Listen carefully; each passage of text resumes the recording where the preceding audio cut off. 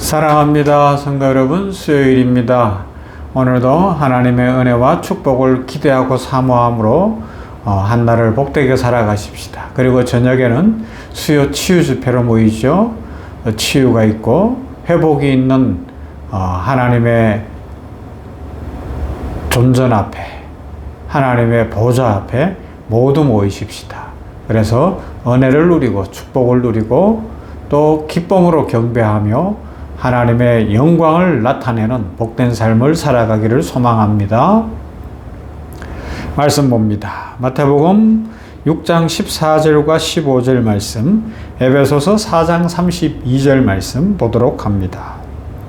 먼저 마태복음 6장 14절과 15절 말씀, 너희가 사람의 잘못을 용서하면 너희 하늘 아버지께서도 너희 잘못을 용서하시려니와 너희가 사람의 잘못을 용서하지 아니하면 너희 아버지께서도 너희 잘못을 용서하지 아니하시리라. 아멘.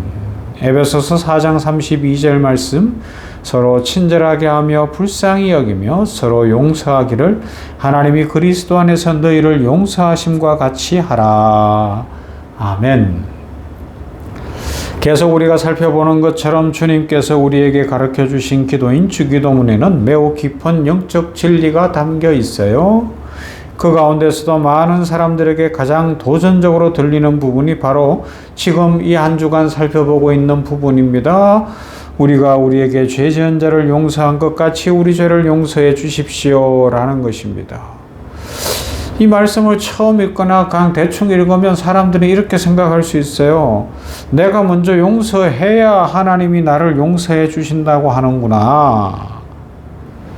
그래서 이 구절이 매우 부담스럽게 다가올 때가 있다고 합니다. 실제로 초대교회 시대에는 이 구절이 너무 어렵게 느껴져서 어떤 사람들은 기도할 때 이 구절은 빼고 했다고도 전해집니다. 그래요. 다른 사람을 용서하는 것이 너무너무 어려워요. 다른 사람 용서하는 것이 얼마나 괴로운 일입니까? 얼마나 부담스러운 일입니까?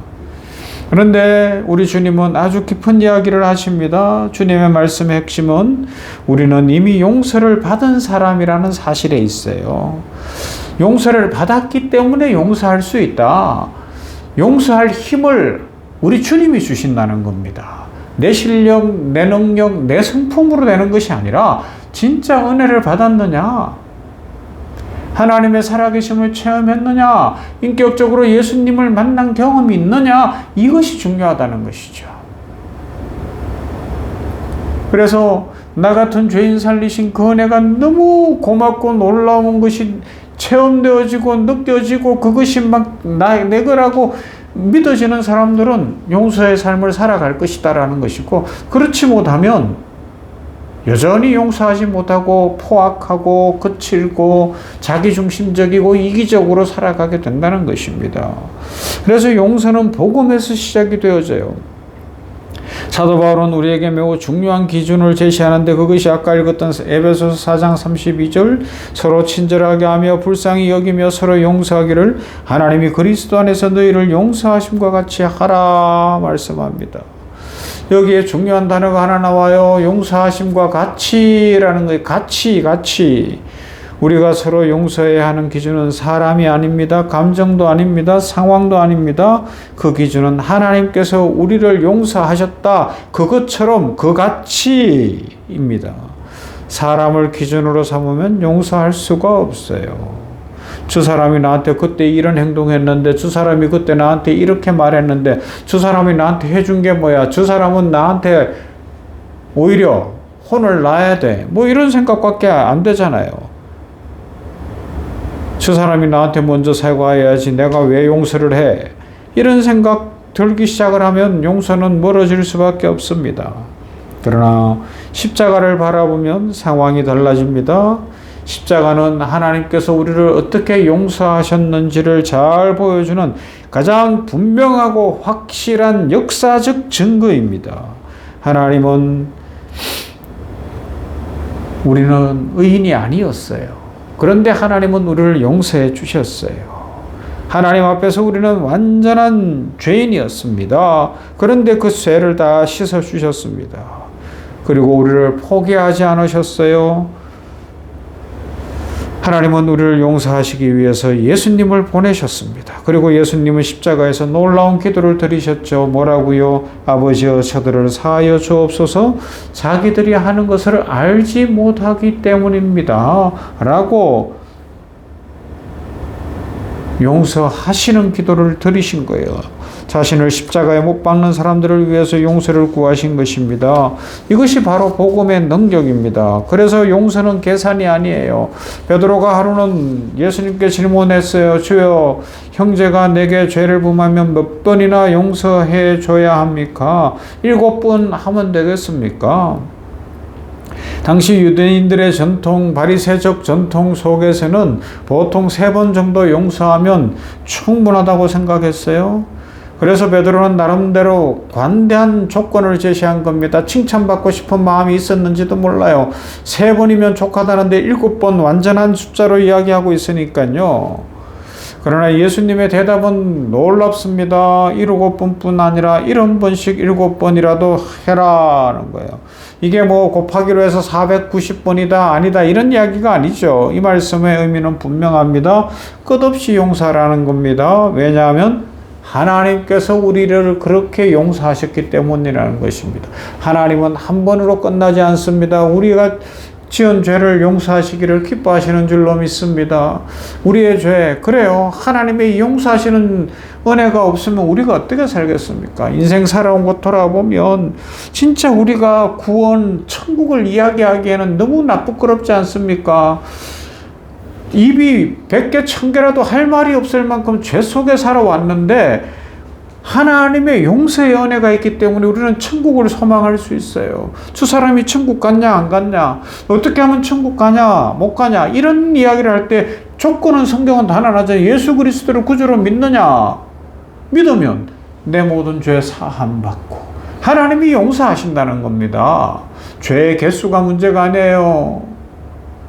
하나님의 사랑이 우리를 덮어서 우리를 용서하시기 때문에 우리는 그 은혜로 사는 존재들인 줄로 믿습니다. 우리가 하나님께 받은 용서를 생각해 보면 그 용서는 계산할 수 없는 용서입니다. 우리는 하나님께 수없이 넘어졌어요. 수없이 잘못했어요. 수없이 약해졌습니다. 그런데도 하나님은 우리를 끝까지 포기하지 않으셨습니다. 우리의 용서도 계산이 아니라 은혜 안에서 시작되는 것이죠. 용서는 우리 힘으로 되는 것이 아닙니다. 십자가를 바라볼 때 이루어지는 은혜입니다. 그런데 중요한 건 이 용서는 우리가 진정한 자유로 가는 길이 되는 것입니다. 많은 사람들이 이렇게 생각해요. 용서하면 내가 손해보는 것 아니냐? 내 자존심이 꺾인다. 내가 누군데 용서하냐? 그러나 사실은 그 반대죠. 용서하지 않으면 내 마음이 묶여요. 용서하지 않으면 상처가 계속 남습니다.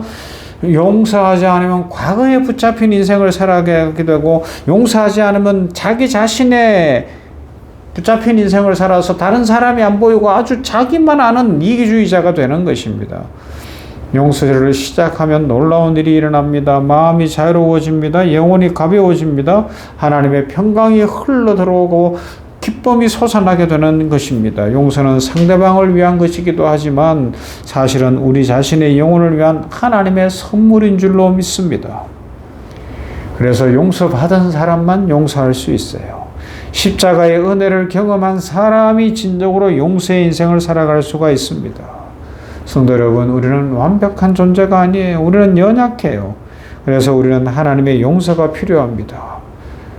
그리고 또한 놀라운 사실이 있죠. 우리는 이미 용서받은 사람이라는 사실입니다. 예수님의 십자가 때문에 우리는 하나님께 용서를 받았어요. 그래서 우리는 용서할 수가 있습니다. 사람을 보면 용서하기 어려워요. 그러나 십자가를 바라보면 용서할 수 있습니다. 오늘 우리의 기도가 이렇게 되기를 바랍니다. 주님, 나를 용서해 주신 것처럼 나도 다른 사람을 용서하게 하여 주시옵소서. 그렇게 할 때 하나님께서 우리의 마음에 자유롭게 하시는 은혜를 주시고 평강으로 가득히 채워주실 것입니다. 주님의 은혜가 여러분들의 삶에 충만하시기를 주님의 이름으로 축원합니다. 아멘. 하나님 감사합니다.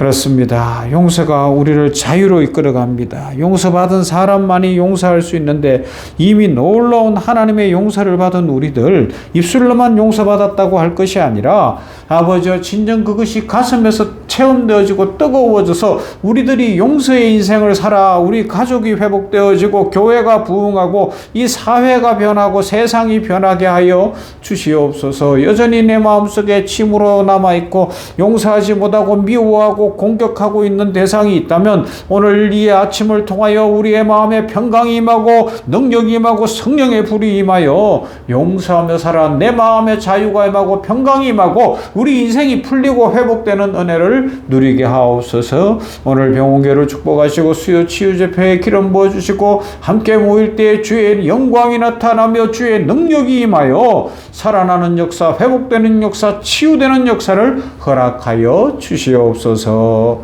예수님 이름으로 기도하옵나이다. 아멘. 찬송가 461장 십자가를 질 수 있나.